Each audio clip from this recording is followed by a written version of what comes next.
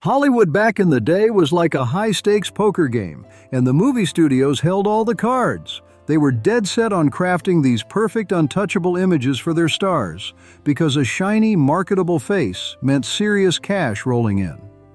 This whole obsession kicked into high gear during the Roaring '20s, when every major studio packed up and planted their flag in the Hollywood soil. They weren't just making movies, they were building an empire, and they needed soldiers to fight for them. So these studios unleashed their talent scouts like hunters into the wild, scouring diners, theaters, and street corners for anyone with a pretty face or a hint of charisma. Once they found their prey, they'd lock them down tighter than a drum with these ironclad contracts that would bind an actor to a single studio for 7 long years. It was a genius move, really, because it protected the studio's bottom line. They owned you, plain and simple. You were their property, their asset, and they weren't about to share you with the competition. Now, on the surface, it looked like a dream come true. Imagine being plucked from obscurity and handed a check for $5,000 a week. In the 1920s, that was monopoly money, enough to make anyone's head spin. But here's the dirty little secret they didn't put in the fan magazines. When you signed that contract, you signed away your right to ever ask for a raise. So, as your face lit up billboards from New York to Los Angeles, and fans lined up for blocks to see your latest picture, your paycheck stayed exactly the same as the day you started. You could be the biggest star on the planet, making the studio millions, and they'd still be paying you like a rookie. And it wasn't just the actors who got caught in this trap. Writers, directors, even the grips and gaffers, nobody was safe from the studio's reach. If you wanted to work in the movies, you played by their rules, or you didn't play at all. This contract system didn't just trap actors, it swallowed up everyone behind the camera too. Directors, writers, producers, cinematographers, art directors, and technicians all had to sign on that dotted line, selling their creative souls to the studio machine. Sure, it made production smoother when you had the same crew on every picture, but here's the kicker. It also meant studios cut corners big time. They'd use the same shoddy props and recycled sets over and over because they could, and nobody dared to complain. Quality took a back seat to control every single time. Now let's talk about the craziest trick in the Hollywood playbook. Completely erasing who these stars really were and building them up from scratch like Frankenstein's monster. What do Judy Garland, Marilyn Monroe, and Natalie Wood all have in common? Those legendary names weren't from their birth certificates. They were corporate inventions, manufactured identities designed to sell tickets. The studios played God with people's identities, and the reasons were as shady as a backlot alley. Take Rita Hayworth, the woman they sold to America as the ultimate all-American sweetheart. The truth? She was born Margarita Cancino, daughter of a Spanish father and Irish-American mother, but that heritage didn't fit the studio's narrow vision of white America. So they scrubbed her ethnicity clean, forced her to change everything about herself to sound more Anglo. Her transformation wasn't just a name change. It was a complete ethnic whitewashing, erasing her culture for mass consumption. Then you've got Joan Crawford, born Lucille LeSueur, whose stage name came from some MGM executive who claimed her real last name reminded him of a sewer. Can you imagine the disrespect? Crawford allegedly hated her new name because it reminded her of a crawfish, but did anyone care what she thought? Absolutely not. And don't think the men escaped this madness either. Cary Grant, the smoothest operator in Hollywood history, started life as Archibald Alexander Leach. Try selling that to audiences in the 1930s. Paramount took one look at that name and said absolutely not. We're rebranding you completely. Louis B. Mayer, the ruthless kingpin of MGM, once laid it all out plain and simple. A star is made, created carefully and cold-bloodedly built up from nothing. He admitted all he looked for was a face that photographed well, and he could handle the rest. That meant actors had to surrender everything, their names, their heritage, their bodies, their very souls to the machine. The physical transformations were brutal, sometimes painful. Rita Hayworth didn't just change her name. She spent years undergoing electrolysis to raise her hairline because the studio decided her natural look wasn't right. Marilyn Monroe, the blonde bombshell we all remember, was actually born Norma Jean Mortensen with dark brown curls. Some agent straight up told her, "Look, darling, if you really intend to go places in this business, you've got to bleach and straighten your hair because your face is a little too round." And she did it because that's what the system demanded. Plastic surgery was happening way back in the 1920s too, expensive and rare. But studios pushed for it because image was everything, and authenticity meant nothing. Now here's another twisted part of this arrangement. These contracts locked stars into loyalty to one studio, meaning they had to watch dream roles go to actors from other companies while they churned out the same formulaic pictures year after year. Sometimes studios would loan out their stars to competitors for specific projects, but they always made sure to collect their pound of flesh and maintain control. Elizabeth Taylor actually worked this system to her advantage while under MGM contract until 1960. They let her take on projects with other studios that dealt with daring themes MGM wouldn't touch: pregnancy out of wedlock, homosexuality, even cannibalism.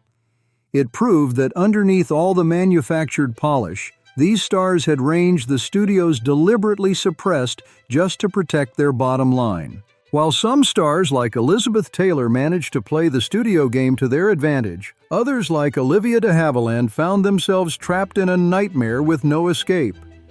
You know her as the elegant Melanie from Gone with the Wind, but her real-life drama was way more intense than anything on screen.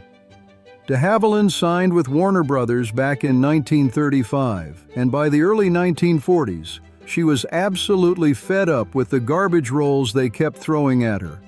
We're talking one-dimensional parts, where her only job was to stand there looking pretty, while the men did all the interesting stuff. She deserved better, and she knew it. So what did she do? She started declining the mediocre roles the studio tried to force on her. And Warner Brothers responded exactly how you'd expect from a bully. They punished her hard.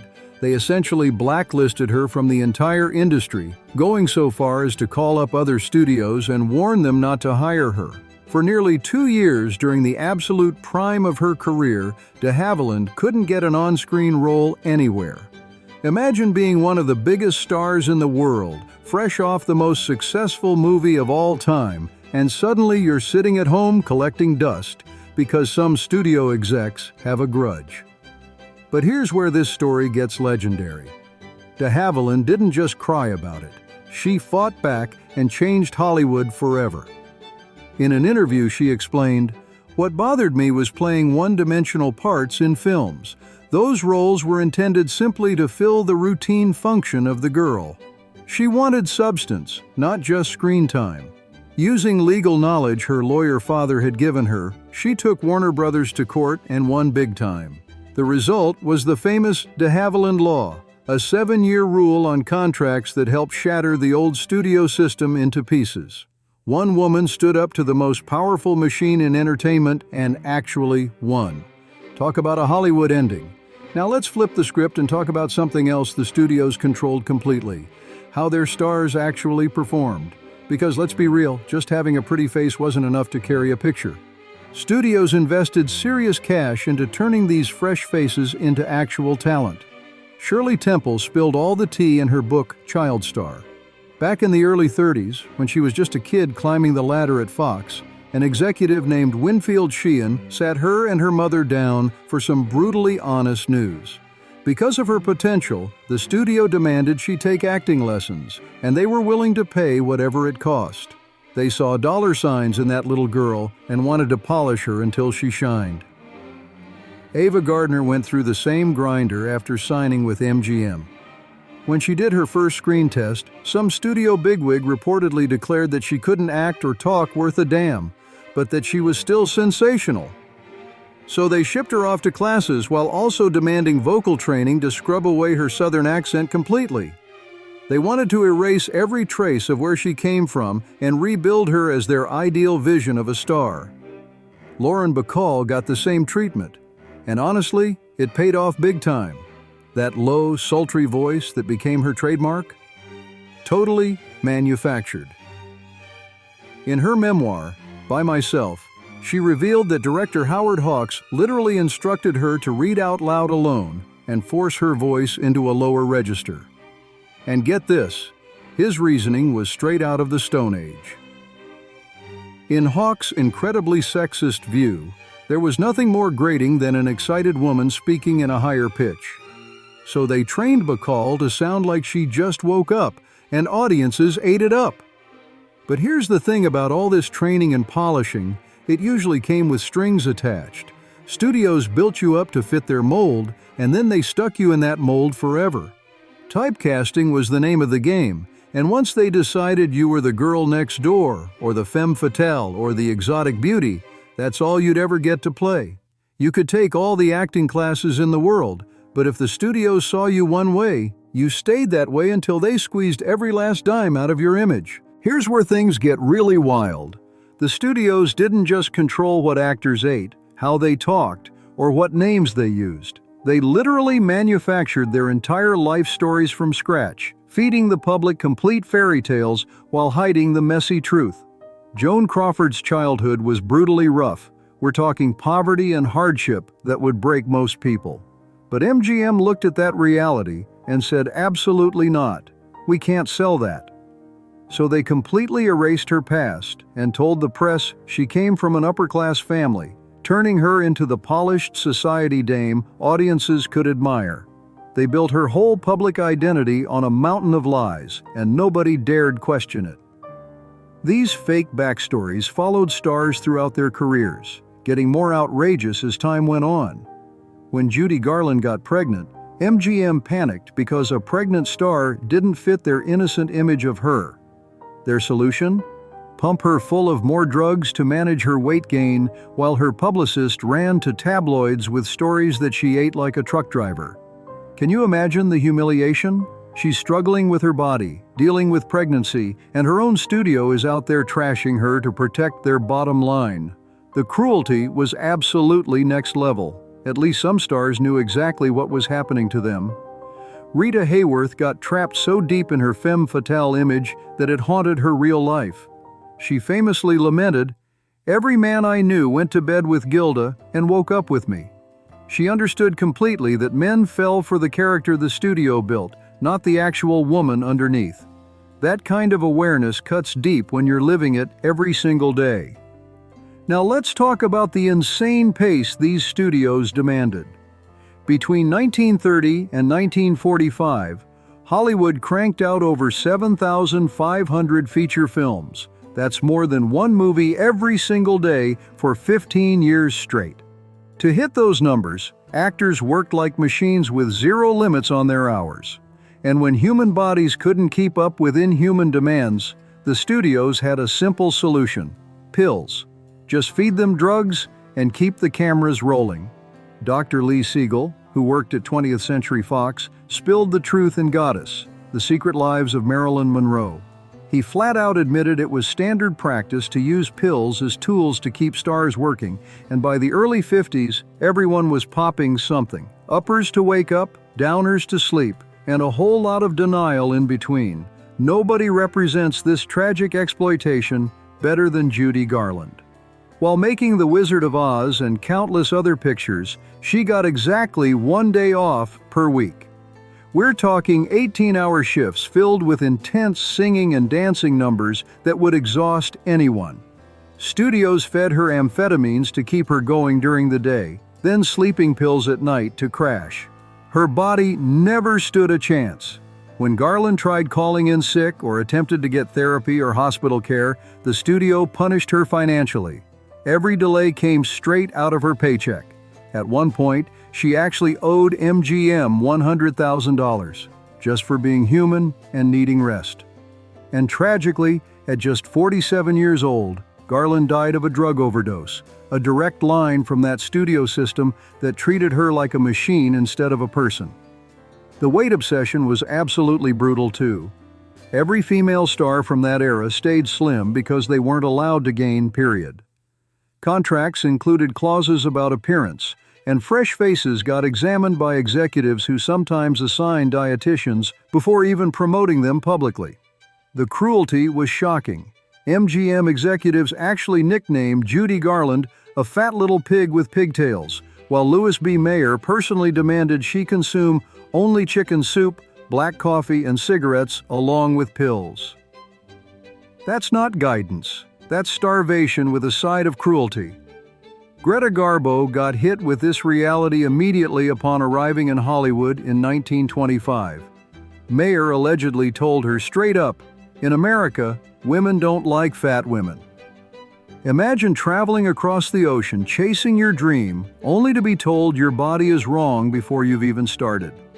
Female stars also had to stay active. Marilyn Monroe was into weightlifting, telling Pageant in 1952, "I spend at least 10 minutes each morning working out with small weights." Even exercise became part of the image machine, and let's not forget about love. Behind all those on-screen romances, studios controlled real relationships too. When Mickey Rooney went to MGM to announce he was marrying Ava Gardner in 1952, Louis B. Mayer had plenty to say about that. The studio wanted to protect its investments, and if a relationship didn't fit the image, they'd do whatever it took to control it. Love stories sold tickets, but actual love got in the way of business. The golden age glitters on screen, but backstage, it was anything but a fairy tale. Now here's the real kicker about Hollywood love stories. They were almost never allowed to happen naturally. When Mickey Rooney finally got permission to marry Ava Gardner, the studio only allowed a super private wedding with none of the fanfare you'd expect from two massive stars. And honestly, Rooney was one of the lucky ones. According to Scandals of Classic Hollywood, there were persistent rumors that Jean Harlow couldn't marry William Powell because MGM literally wrote a clause into her contract forbidding her from ever getting married. Can you imagine signing away your right to love just to get a movie role? That's not a contract, that's a prison sentence. For gay and bisexual actors, the situation was even more twisted and cruel. Studios would actually arrange fake marriages between LGBTQ+ stars to hide their true identities from the public. They'd pair up actors who had no romantic interest in each other, dress them up in wedding photos, and sell this fake heterosexuality to magazines while the real people suffered in silence behind closed doors. The studios didn't care about their stars' happiness. They cared about selling tickets. And in those days, tickets meant maintaining a squeaky clean, straight image no matter what it cost real human beings. Speaking of images, let's talk about what women could even wear during this era. Before World War II, fashion rules were insanely strict. Yeah, Coco Chanel had started introducing pants for women in the late 1920s over in Europe, but America wasn't having it. Check this out. In 1938, a woman in Los Angeles actually got thrown in jail for 5 days just for wearing trousers in a courtroom. 5 days behind bars because of fabric choice. Hollywood mirrored this insanity completely. A 1933 article in Movie Classic magazine dropped a bombshell. Studios had issued official orders that their female stars should never be photographed wearing male attire or even quoted talking about it. They wanted their women looking soft, feminine, and non-threatening at all times, and pants threatened that image. Even Marlene Dietrich, who came to Hollywood already famous and fabulous from Germany, couldn't escape this nonsense.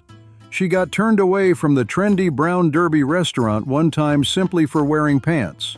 The Brown Derby, one of the most famous spots in Hollywood, and they'd refuse service based on clothing. So who finally broke this crazy dress code? Katharine Hepburn, that's who.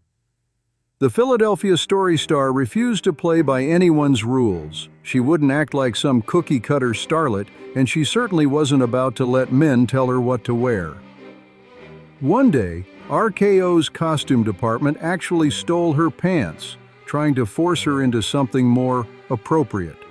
Her response? She walked around the entire studio in her underwear until they gave them back. That's the kind of energy it took to push back against this system. She slowly but surely paved the way for other actresses to dress how they wanted, but it took serious guts to be that defiant. With all these insane rules controlling every aspect of stars' lives, you might wonder how studios kept track of everything. Did they really know what happened behind closed doors? Oh, absolutely. And their methods were straight out of a spy thriller. Studios hired networks of informants who could be anyone: waiters at popular restaurants, janitors sweeping studio lots, assistants working right alongside the stars. These spies compiled detailed reports on every actor, documenting everything from who they were seeing to what they were eating. Judy Garland's own assistant, Betty Asher, was feeding information to MGM for years without Garland knowing.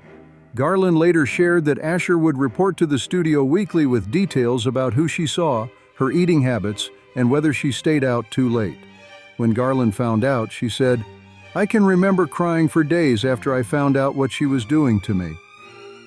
Imagine trusting someone with your daily life only to discover they've been selling that information to your bosses the whole time. The betrayal cuts deep. And it wasn't just actors under surveillance either. Movie directors got watched constantly during productions to make sure they were serving the studio's interests.